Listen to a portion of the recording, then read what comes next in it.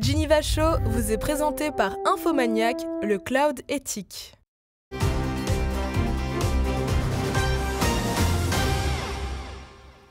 Bonsoir chef Olivier Jean. Bonsoir. Vous dirigez les cuisines du Woodward, c'est un hôtel au bord du lac Léman, 2 restaurants, le Jardinier et le célèbre atelier Robuchon, 2 étoiles Michelin. Vous êtes le seul chef de la ville et du canton à avoir ces 2 étoiles Michelin. On va revenir sur cette année assez folle pour vous, sur votre carrière, sur votre destin. D'abord sur ce jour où vous apprenez que vous avez une 2e étoile au guide Michelin. Comment vous l'apprenez? Comment ça se passe? Une explosion de joie. On se rend à Lausanne avec l'équipe de l'atelier, de l'hôtel également. On s'assoit, la cérémonie du guide Michelin démarre et le nom de Joël Robuchon, l'atelier Robuchon arrive dans la récompense des 2 étoiles. C'est quelque chose qu'on ne peut pas préparer. C'est une explosion de joie incommensurable. Ah, on ne vous appelle pas avant pour dire tu devrais venir Alors on reçoit un mail qui dit qu'on est invité à cette cérémonie. On y va, on s'y rend vraiment avec beaucoup d'espoir, mais c'est quelque chose, il n'y a pas de recette pour avoir une 2e étoile. Il n'y a pas de code, c'est vraiment une performance, une prestation qu'on va réaliser. Et c'est là où elle arrive, effectivement. Elle est fièrement brodée sur votre cœur, hein, cette 2e étoile, ce 2e macaron. C'est allé plus vite que vous ne le pensiez? Encore une fois, on le pense, mais on ne peut pas le commander. Ouais. On le rêve, on travaille, on œuvre pour... Oui et non, on œuvre pour nos clients, et puis les inspecteurs du guide Michelin viennent dans les restaurants, ils goûtent, ils évaluent, et ils donnent une note. Les inspecteurs du guide Michelin, justement, on les reconnaît, on sait il y a des caractéristiques propres. Alors je pense que des milliers de chefs aimeraient les reconnaître. Il n'y a pas de caractéristiques parce qu'on ne connaît pas les codes, on connaît plus ou moins les critères qui sont lisibles dans tous les médias. Si je parle de l'atelier à proprement parler, c'est une cuisine ouverte, donc on voit tous nos clients, donc chaque inspecteur ou inspectrice, on peut les voir ou pas, mais je dirais qu'on est bien sûr qu'on ne les voit pas. Pas comme De Funès avec sa perruque et son petit calepin. Effectivement, non. Il y a cette 2e étoile Michelin. Et puis, en parallèle, il y a quand même la déconvenue pour Philippe Chevrier, qui avait 2 étoiles, qui n'en a plus qu'une aujourd'hui. C'était vraiment Monsieur Gastronomie à Genève. Aujourd'hui, c'est vous lui ravissez cette première place. Il y a une compétition, il y a une forme de Schadenfreude, comme on dit, quand on prend la place du numéro 1. Écoutez, je ne pense pas prendre la place de personne. J'ai énormément de respect pour Monsieur Chevrier. Je suis un fervent client d'un de ses restaurants dans le centre de ville. J'aime beaucoup, vraiment. J'y vais même avec mes équipes. Je dirais que c'est avant tout et pour tout un paysage genevois qui est friand de gastronomie, qui a beaucoup de respect pour Monsieur Chevrier. Et je suis content de compléter. Mais Monsieur Chevrier, il a eu 2 étoiles pendant plus de 25 ans. Moi, ça fait quelques mois. Donc déjà, quand j'attendais pendant quelques années, je me considérerais déjà plus comme un chef 2 étoiles. Aujourd'hui, effectivement, on a ces 2e étoiles, mais pour moi, ce qui compte, c'est un marathon, c'est quelque chose qui va durer. C'est ça, parce que chaque jour, c'est la page blanche, en quelque sorte. C'est une page blanche avec quelques jalons tout de même, parce qu'une brigade se construit en plusieurs mois, plusieurs années. Une cuisine, un palais, un chef, également, il faut également plusieurs années pour le faire. Mais chaque jour, on va dire que c'est un recommencement, mais c'est aussi une chance de faire mieux. Parce qu'on a 2 services, voire 3 pour certains restaurants par jour. Et c'est là où on va vraiment injecter tout ce qu'on peut avec nos équipes pour faire au mieux chaque jour. La grande valse des étoiles, hein, d'une année à l'autre, il y en a qui gagnent, certains qui perdent. C'est quoi? C'est sévère, c'est mérité? Comment vous l'analysez, ce mercato des étoiles, en quelque sorte? Écoutez, je pense que c'est impartial, mais c'est objectif en même temps. Dans le sens où un chef, c'est des milliers de services. En fait, dans une étoile, effectivement, c'est chaque année, comme vous le dites, que les étoiles sont remises en jeu. Mais chaque année représente en fait une vie. Parce que des étoiles, c'est des milliers de services. C'est là où on va travailler, on va persévérer. Et je réitère, les inspectrices et les inspecteurs du guide Michelin viennent, ils goûtent, et ils voient aussi l'évolution d'une maison et d'un chef. Donc effectivement, ça nous oblige, à nous, professionnels de la restauration, à être performants chaque jour. Mais c'est aussi ce qui permet à nos clients de venir et de revenir dans un restaurant. Lorsque vous êtes déçu d'un restaurant, vous n'allez pas y revenir tout de suite. Donc ça nous oblige à nous, vraiment, à garder ce niveau de consistance, de standard. 2 étoiles Michelin, ça fait partie des plus grands restaurants du monde. Et au Gaumio, par contre, vous n'avez que, je dis que, 15 sur 20. Vous comprenez ces différences? Alors, ça serait présomptueux de dire que je peux évaluer cette prestation. Dans la vie, il faut prendre ce qu'on nous donne. Et j'ai déjà la chance d'être avec ces 2 étoiles guide Michelin, mais aussi au Gaumio. Et je dirais que, voilà, à moi de prouver et à mes équipes de le faire pour qu'on augmente cette note, bien sûr. Est-ce que l'âge d'un chef a aussi une influence sur sur l'intérêt ou en tout cas sur le fait qu'on s'attache à ces récompenses. Vous êtes un jeune chef, vous n'avez même pas 40 ans, je crois. Avec les années, on s'en fiche un peu plus? Alors écoutez, j'étais un des plus jeunes chefs du groupe Robuchon à l'âge de 27 ans. Donc j'étais à l'autre bout du monde, en Asie. Et j'ai vite compris que ce n'est pas l'âge qui crée la prestation, mais c'est la performance et c'est vraiment l'expertise. Aujourd'hui, effectivement, j'ai 38 ans dans quelques jours. Et je pense que l'âge ou l'expérience donne du recul sur la perception des choses et sur la vie en général, comme dans beaucoup de corps métiers. Et les clients le disent que je dirais qu'on se désacralise un petit peu dans la cuisine, avec l'âge et l'expérience, et ce qui fait qu'on a plus de liberté. Et peut-être qu'on est meilleur, je pense, j'espère. Vous êtes un grand compétiteur. Vous aimez la compétition, depuis toujours, je crois. Depuis toujours. Quand j'étais à l'école hôtelière, je faisais beaucoup de concours à l'époque.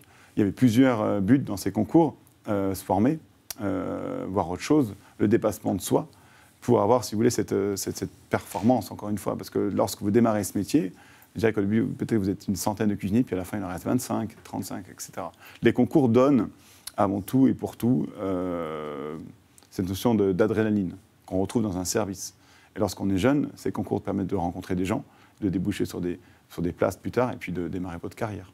Il y a un côté sportif dans votre métier. Exactement. Un service, c'est comme un match de foot, c'est comme une compétition. Ça dure 1h30, 1h45. Pendant cette 1h30, 1h45, il faut que vous soyez effectivement performant. Parce que c'est là où les clients vont venir et c'est là où les clients vont payer pour ce qu'ils mangent. Le client ne va pas payer pour le cuisinier qui arrive à 9h, il va payer pour ce qu'il va avoir dans l'assiette. Donc c'est là où, ce temps imparti, il faut être bon, entre guillemets. Et comment on se prépare? Vous faites beaucoup de sport en parallèle du service. Double activité. Écoutez, c'est du sport ou de l'entretien. On se prépare avec nos équipes parce que, encore une fois, comme un match de foot, un service est un service d'équipe. Une équipe de salle, une équipe de cuisine, une équipe de réception. Et c'est là où la magie s'opère, en fait, vraiment. Pourquoi cette envie de vous dépasser, Olivier Jean? D'où ça vient, ça? Écoutez, l'envie de faire mieux, l'envie de faire bien et l'envie encore de continuer là-dedans. On a une chance énorme. On est au service des gens. C'est quelque chose qui, pour moi, était vraiment un honneur et j'ai un respect énorme de ça. Le métier de cuisinier, le métier de restaurateur, on vient pour créer quelque chose à une personne qui va faire l'honneur de venir dans notre restaurant ou dans nos établissements. Et le dépassement de soi, ça nous oblige à être meilleur pour cette personne et créer cette émotion. L'envie de devenir cuisinier, ça vient assez vite aussi, je crois. Exactement, j'étais un jeune garçon, je dirais à peu près de 7 ans. Et c'est cette envie de créer quelque chose. On se dépatouille avec de la farine, des œufs, du beurre, et puis on crée une pâte. Et puis finalement, cette pâte devient magique, elle devient mangeable. Et c'est assez unique pour moi. C'est la Méditerranée notamment qui vous inspire. Exactement. C'est quoi? C'est des couleurs, c'est des odeurs, c'est des produits de la mer? Écoutez, la Méditerranée, alors je ne suis pas de la région méditerranéenne, je suis de la région Rhône-Alpes à la base. La Méditerranée, ça évoque les vacances, le voyage, mais aussi, je dirais, l'expansion climatique, parce que déjà il fait beau toute l'année, donc on se dit, voilà, on est heureux. Mais oui, c'est les beaux produits, c'est les poissons, c'est même de la viande, les légumes. Il y a beaucoup de chansons qui évoquent la Méditerranée. Donc oui, c'est là où j'ai démarré ma carrière et c'est là où l'émotion est venue. Famille de gastronomes, comment est-ce que votre palais est sensibilisé dès le plus jeune âge? Alors, pas du tout. Je suis le seul chef je suis la seule personne de ma famille qui est dans la gastronomie. Mais bien sûr, il y a les parents, il y a une grand-mère, il y a des émotions. On est une grande famille de 3 frères et une sœur, pardon. Et les repas. On a plein de goûts d'enfance. C'est quoi les plats qui reviennent comme ça sur la table? Alors, chez les gens? Chez les gens... J-E-N, donc. J-E-N. Ça commence par une bonne salade, tout simplement. Ce qui compte dans une bonne salade, c'est l'assaisonnement. Et puis, je dirais, c'est toujours des plats à partager. Je suis le plus grand des 3 frères, même si je suis le cadet. Et ça va être un bon plat de spaghettis, ça va être une belle volaille, un couscous. J'ai une grand-mère qui était pied noir, autrement dit, effectivement, qui faisait un couscous pour moi qui était exceptionnel. Et alors, vos parents, qu'est-ce qu'ils faisaient dans la vie? Alors, mon père était prof de paysagisme et ma mère était prof d'anglais. Donc, rien à voir avec la gastronomie. Et je dirais que c'est cette notion, ces valeurs qui ont fait que peut-être que j'ai voulu faire ce métier. Ce goût de transmettre, parce que si c'est des profs, c'est qu'il y a cette transmission qui se passe. Il y a une transmission, il y a une bienveillance, il y a un accompagnement qui est présent. Oui, la notion du travail aussi, qui est importante. La persévérance, je dirais, toujours. Et alors, quels sont les grands moments qui ont permis, parce qu'une carrière, c'est plusieurs moments, qui permettent à chaque fois de passer une étape. Alors vous, il y a eu ces premières découvertes, ces premiers sens. Le premier moment qui vous permet de passer à une étape supérieure, vous vous en souvenez? Je gagne un concours. C'est un concours. Un concours. En 2006, 2008, je gagne le grand cordon d'or de la cuisine française à Monte-Carlo, Monaco.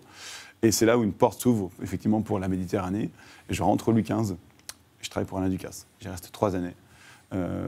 C'est un petit peu l'élément déclencheur de la carrière. Et suite à ça, j'ai été débauché par Joël Robuchon. Et Joël Robuchon, je suis tombé en amour professionnel pour ce monsieur, cet homme qui était Joël Robuchon. Et j'en suis aujourd'hui à ce moment-là. Après, il y a eu effectivement plusieurs étapes.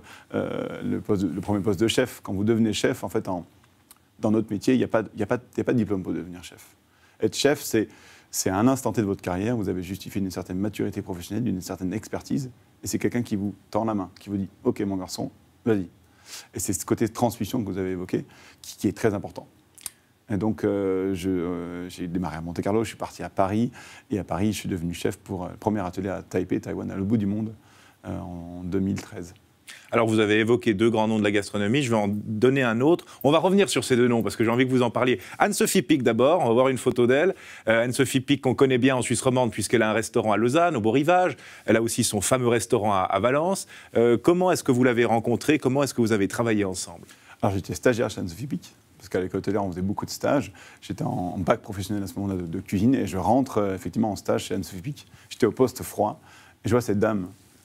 Elle ne fait pas 1m80, c'est une dame d'une taille moyenne, on va dire.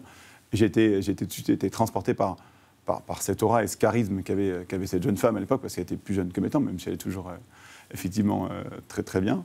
Et je trouve cette personne assez unique et impressionné par ce background qui n'avait rien à voir par rapport à la cuisine. Et c'est là où on montre l'intelligence, en fait, de cette personne qui va s'entourer, qui va rechercher, qui a une force de produit énorme et qui devient une chef 3 étoiles. Quand je suis rentré, elle avait 2 étoiles à l'époque. Et je crois que quelques mois après, ils ont eu la 3e. Bon, rien à voir avec... Moi, j'étais un jeune stagiaire à l'époque, mais c'était fort, quoi. Il n'y a pas de hasard, on se dit. Non, aucune. Il y a du hasard, il y a de la chance. Il n'y a pas de hasard, mais il y a de la chance. Toujours, il y a un facteur chance dans toutes les phases d'une vie. Mais il y a beaucoup de travail derrière tout ça. Là, c'est quoi? C'est votre premier stage, ou en tout cas c'est un stage marquant pour vous, Anne-Sophie Pic? C'est mon 2e stage. Ouais. C'est un stage marquant, parce qu'il y avait la bivalence, comme on appelait ça à l'époque, donc le côté cuisine et le côté salle.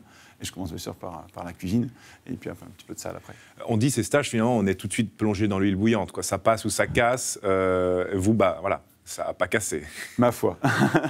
Ça n'a pas cassé, mais c'était éprouvant, c'était dur, parce que vous quittez un petit peu le berceau familial, et puis vous êtes plongé dans cet univers professionnel avec de la rigueur, de la persistance, de l'exigence forte, parce que voilà, et puis une brigade de 22 cuisiniers, ça impressionne quand vous êtes un jeune homme qui démarre. Puis on travaille beaucoup, là, à ce moment-là. On ne dort pas beaucoup. On travaille beaucoup, on dort peu, mais on apprend énormément. Et ça ne vous a pas fait peur, ça? Non, ça a décuplé mon désir et mon plaisir de vouloir faire ce métier, clairement. Le repos, pourtant, c'est important.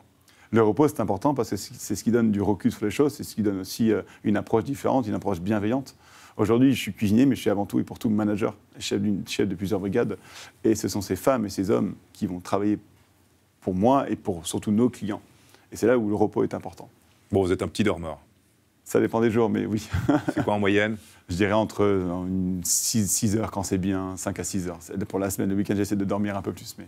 Voilà. Vous avez parlé d'Alain Ducasse, on va voir aussi une image de lui. Alors lui, qu'est-ce qu'il représente pour vous, Alain Ducasse? Alain Ducasse, c'était un pionnier professionnel pour moi. C'est le premier chef que j'ai rencontré. J'ai vu cet homme, je le voyais peu, effectivement, parce qu'il est très occupé, mais j'ai surtout eu la chance de comprendre, de côtoyer son univers, au travers des légumes, au travers du respect des produits, au travers de la Méditerranée, et c'est surtout au travers de ses techniques. C'est quelqu'un qui est clairement quelqu'un qui est un pionnier de la gastronomie dans la cuisson des légumes. C'est assez dingue le process qu'il fait. Et bien sûr, Joël Robuchon, puisque vous portez son nom, entre guillemets, vous êtes le chef de l'atelier Robuchon. Alors lui, c'était particulier, parce que lui, vous étiez très proche. Effectivement, j'étais un petit peu dans sa garde rapprochée, on va dire, et j'ai eu cette chance de pouvoir le côtoyer, de pouvoir interagir avec lui, de comprendre sa vision de la cuisine, et surtout sa vision de la vie. Joël Robuchon était était un chef qui avait le sens du compagnonnage, de l'accompagnement, de la transmission, de la bienveillance. Et c'était vraiment quelqu'un qui était, dans son approche managériale, je dirais qu'il avait 15 ans d'avance. Parce qu'il savait fédérer les équipes. À la grande époque du groupe Joly-Robuchon, j'ai envie de dire, il y avait plus de 19 restaurants sur tous les continents répartis, avec 19 chefs qui avaient cette même ferveur de protéger ses standards, sa qualité, son image. Et c'était fort, pour nous, jeunes chefs, de travailler pour lui. Vous avez fait quasi le tour du monde avec lui. J'ai fait le tour du monde avec lui. Pour lui, en tout cas. Pour lui, exactement. J'ai eu la chance d'être sur toutes les États-Unis, l'Asie, et puis les projets qui étaient effectivement dans lesquels il participait. Oui, parce que comment finalement défendre cette excellence, ce côté très attaché aux produits, et en même temps être une espèce de multinationale avec des restaurants aux États-Unis, à Taïwan, etc. Comment concilier ces deux choses? Je pense que c'est les hommes qui font ça. Comme je l'explique, à l'époque, il n'y avait pas de diplôme. Il fallait avoir cette certaine ADN Joly-Robuchon. Il fallait justifier un certain nombre d'années auprès de lui. Et il fallait qu'il sente en vous que, OK, ce garçon ou cette jeune femme est prête à aller. Et c'était cette formation, cet ADN, ce management, cette perception du produit. Le palais. Le palais, c'est ce qui fait un chef. Ce qui fait vraiment un chef, c'est son palais. C'est comment il va l'aiguiser, comment il va le muscler. Et comment il va en faire un bon, j'espère. L'Asie, justement, Taïwan, où vous avez travaillé avant d'arriver à Genève, je crois. Autre culture, autre clientèle, autres habitudes de consommation Exactement. Quelque chose de, je dirais, de différent, presque d'antagoniste à nous, Européens, mais hyper enrichissant, parce que la perception, c'était ce souhait de partir à l'étranger pour moi, c'était de devenir un chef avec une perception différente, une culture complètement, avec une approche différente. Le palais, nous, Européens, on va manger un peu plus salé, un peu plus gras, entre guillemets. Je prends un exemple factuel, on prend un carpaccio de poisson, on aime rajouter du livre dessus, un Asiatique ne va pas aimer ça, il va trouver ça trop gras, il ne peut pas avoir le gras. Et donc c'est un exemple, mais c'est factuel de ce côté-là. Donc ça vous oblige à vous, avec tous vos codes et vos jalons gastronomiques d'Européens, de vous mettre à jour. Vous parliez de Genève et de cette concurrence assez rude. Elle est vraiment rude, cette concurrence, ou finalement, ceux qui travaillent et ceux qui excellent réussissent assez facilement? Elle est rude et elle est intransigeante. Parce que, peu importe que vous soyez dans un restaurant gastronomique ou dans un bistrot, si vous commandez une entrecôte ou une viande saignante, vous la voulez saignante. Et le même chef va pouvoir acheter cette même entrecôte, qu'elle soit dans un bistrot ou dans un restaurant gastronomique. Donc ça oblige, oui, à être bon. Et je dirais que j'ai eu la chance de cuisiner pour plusieurs clientèles, mais cette clientèle genevoise est exceptionnelle, dans le sens où elle voyage, elle connaît, elle est épicurienne, elle a la connaissance du produit. Elle a un peu d'argent. Elle a un peu d'argent, bien évidemment. Le pouvoir d'achat, c'est ce qui fait aussi la force. Mais elle a un respect énorme du chef et des produits. Et du sens du service. J'ai été vraiment... je suis tombé amoureux de cette clientèle, clairement. Clairement. Vous êtes un chef dirigiste, un chef papa poule? Je suis plutôt un chef papa poule. Ah ouais. Non, mes équipes disent que j'ai un management paternel, mais comme dans tout management, il faut aussi de directives parfois. Mais c'est vraiment dans l'accompagnement, dans la transmission. C'est ce qui fait aujourd'hui les bons hommes, je pense. Parlons aussi de ce que vous faites, on en a peu parlé. L'atelier Robuchon, 2 étoiles, le jardinier juste au-dessus à l'étage. Accent mis sur les produits, sur la proximité. Exactement. Les 2 restaurants ont la même je dirais, politique en termes d'achat de produits, parce que je mets le même amour dans l'atelier ou dans le jardinier. L'atelier, effectivement, est un restaurant qui a surperformé par rapport à cette obtention de 2 étoiles. Et le jardinier est un restaurant où on va vraiment axer aussi sur le végétal, mais sans être un restaurant végétarien. C'est un concept qui a été créé par Alain Verdzeroli, qu'on a aussi ouvert à New York, à Miami, dans divers autres villes. Et aujourd'hui, notre but est de positionner ce restaurant aussi dans la ville comme un lieu de bien-être, un lieu où on va penser à un bon moment, bien manger. On a aussi un nouveau concept qu'on va ouvrir dans quelques semaines, un concept de bar qui est juste à côté du jardinier, qui est un concept pareil où on va avoir de la localité et une belle gamme de produits et de cocktails. Localité, ça veut dire quoi? On se met une limite de kilomètres? Alors, c'est toujours difficile de mettre une limite de kilomètres. On essaie d'acheter genevois, suisse, puis dans les cantons environnants. Et d'un autre côté, il faut donner un petit peu de voyage aux clients. On ne peut pas trouver de la sole dans la Clément, évidemment. Donc, on va acheter une belle sole parce que les gens sont aussi friands des produits comme ça, tels qu'un Beaumar. Mais lorsqu'on va acheter un produit local, un légume ou un poisson, on va essayer de l'acheter le plus proche de l'hôtel. On peut trouver des produits assez surprenants en Suisse. Hein. Je crois qu'il y a des crevettes, en tout cas, dans les grisons. Exactement. Est-ce qu'il y a du homard aussi en Suisse? Non, j'en ai pas trouvé. Mais des crevettes, en tout cas. Crevettes, j'ai entendu parler. Il y a de l'ail noir en Suisse, un produit assez. Il y a du tofu. On fait aussi du miso. Donc effectivement, il y a vraiment une démarche, je dirais, assez intéressante. Alors on arrive à l'été, même si on n'a pas vraiment l'impression d'y être. Les produits qu'on travaille en ce moment, c'est quoi? Alors on est entre l'été, oui, effectivement, on est entre la on est dans fin une du espèce printemps et l'été. d'été automnal. Oui, je suis d'accord avec vous. On a des belles asperges, on a des très belles fraises, on a des fruits à noyaux qui arrivent, on est sur les artichauts, on est sur les courgettes violon. La courgette violon, c'est une courgette, je dirais que c'est la princesse des courgettes. C'est une courgette qui est très longue, très effilée, qui est vraiment très peu d'astringence. Et puis on a tous ces poissons qui sont là. Alors, on a ces beaux rougets qui viennent de Méditerranée, par exemple. D'un point de vue très local, on a ces fruits à noyaux, comme de la cerise également, qui sont là. Et c'est ces produits qui nous font vibrer, parce que c'est les produits d'été. La tomate qui arrive encore une petite semaine pour avoir la tomate locale, je ne m'entends pas, la tomate espagnole, la belle tomate locale.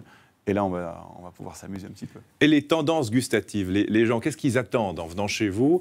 Et qu'est-ce qu'ils demandent? Parce que j'imagine que certains vous demandent aussi des choses. Effectivement. Alors écoutez, ma perception de la clientèle, c'est un petit peu en deux temps. Un client, lorsqu'il vient au restaurant, il aime être rassuré dans un premier temps. Vous allez venir, vous allez commander effectivement un homard ou une crevette suisse, je ne sais pas. Donc on s'attend à avoir ce produit. Et puis il y a une phase de voyage, il y a une phase d'une recherche d'émotion. Et donc le client, je dirais qu'il aime être rassuré, mais il aime aussi être un petit peu surpris et vibrer.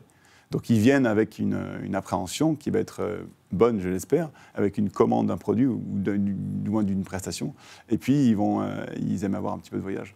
Donc vous nous dites qu'il faut venir plusieurs fois chez vous, en fait. Ah, j'espère. Il faut goûter toute la carte. La carte ou le déjeuner ou le dîner, peu importe, mais voilà. On arrive aussi à la saison du barbecue. Alors ça, c'est aussi un grand hit de l'été. Comment faire le vrai barbecue? C'est toujours la question. Déjà, il y a la cuisson, l'assaisonnement. On assaisonne avant, après la cuisson. Alors, en cuisine, en général, c'est bien d'assaisonner avant, parce que lorsqu'on assaisonne après, le condiment, donc le sel ou le poivre, ne va moins bien pénétrer dans la viande. Donc, dans un barbecue, ce qui est important, il faut s'amuser un petit peu au barbecue. Il faut faire des saucisses, il faut faire des grosses pièces, parce que c'est sympa. On peut faire un peu comme les Américains, faire des ribs ou des pièces un petit peu à mijoter. La côte de bœuf au barbecue, c'est bien, mais ça nécessite une certaine maîtrise en termes de puissance, de feu, de repos. Moi, je suis un grand fan de barbecue. J'aime beaucoup ça.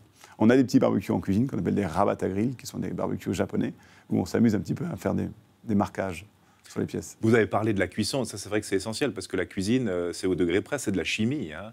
Alors effectivement, c'est de la chimie dans plein d'aspects. On néglige parfois hein, le temps de cuisson, le temps de repos avant, le temps de repos après, c'est important. C'est très important, le temps de repos doit être égal au temps de cuisson. C'est Hervétis qui a beaucoup travaillé sur cette chimie autour de la cuisine. Une des réactions, la réaction de Maillard, qui est la coagulation des protéines, c'est quand on cuit un steak en fait, tout simplement. C'est là où on va mettre du sel, effectivement, comme vous l'évoquiez, pour que ça rentre dans la viande et que ça repose après. Le jour de congé, qu'est-ce qu'on fait, Olivier Jean? Alors, un McDo? J'adore McDo, faut pas le dire. Non, faut couper ça. non, écoutez, je suis un fan de burgers, pour sûr, mais le jour de congé, on se repose un petit peu. On va manger un bon steak frites, parce que pour moi, la vie, c'est le steak frites, honnêtement. Chez Philippe, par exemple. Chez Philippe, effectivement. Très, très bon. mais alors ça, c'est drôle, parce que qu'est-ce que vous mangez? Parce que j'imagine que vous goûtez en permanence les plats. Donc finalement, vous mangez sans avoir besoin de vous mettre à table. Écoutez, il y a deux aspects. On a l'aspect de testing, donc on est amené à goûter entre 80 et 100 cuillerées par jour, je dirais de 9h du matin jusqu'à 22-23h. Mais entre-temps, ils font ponctuer avec des repas qui vont aider justement à des fibres, telles qu'une salade. Donc en semaine, je mange beaucoup de salade et de la protéine maigre, et le week-end, j'essaie d'être un peu plus... voilà. C'est un régime de sportif, en fait. C'est un régime de sportif. Mais pas tout le monde le suit, ce régime-là. Chacun Olivier Jean, franchement, on connaît beaucoup de chefs qui n'ont pas du tout cette rigueur. Écoutez, chacun voit midi à sa porte, comme on le dit, mais je dirais pour perdurer, ce qui est très important pour moi avant chaque service, c'est d'avoir un palais qui est prêt à la dégustation. Donc si vous mangez effectivement une assiette qui va vous rassasier, avoir ce sentiment de satiété, votre palais, à mon sens, est moins aiguisé. Et c'est important parce que lorsqu'un client vient déguster à 7h30 un plat, il faut qu'avant le plat soit goûté et qu'il soit à la pointe de l'assaisonnement et de la précision. C'est ce qui crée une bonne prestation de cuisine. Au régime de sportif, je disais, d'autres chefs peut-être un peu moins rigoureux. L'alcool, par exemple, quelle place occupe l'alcool? Écoutez, j'aime bien sûr les bons vins. Effectivement, je suis un grand fan de Old Fashion. J'aime beaucoup ce côté de fashion, cette amertume, l'orange qui est là. L'alcool est important parce qu'il est lié, enfin l'alcool est important, il est lié à la prestation dans une cuisine, dans un repas, dans une belle expérience gastronomique, avec modération bien sûr, à part si on se fait raccompagner, c'est une bonne chose aussi, mais l'alcool est important, le vin plutôt, je dirais que le vin c'est de la dentelle. Vous permettez quand même un peu de vin? Il faut, parce que lorsqu'on goûte un plat, il faut goûter comme un client. Un caviar avec un champagne, un caviar avec une vodka, je ne sais pas, un bon verre de Chablis. Je suis un grand fan de Petit Arvin. Donc effectivement, c'est ce qui accompagne le plat, c'est ce qui va valoriser le plat. Donc le vin, oui, c'est important. Merci beaucoup, Olivier Jean. Et puis, bonne suite à vous, ici à Genève, Atelier Robuchon, le jardinier. Vous êtes parti pour rester? Écoutez, oui, je me sens bien à Genève et je n'ai pas encore fini ma mission ici. Donc un petit peu de travail. 3e étoile bientôt. Je vous mets la pression. Merci beaucoup, Merci, chef. monsieur. Bon week-end. Merci.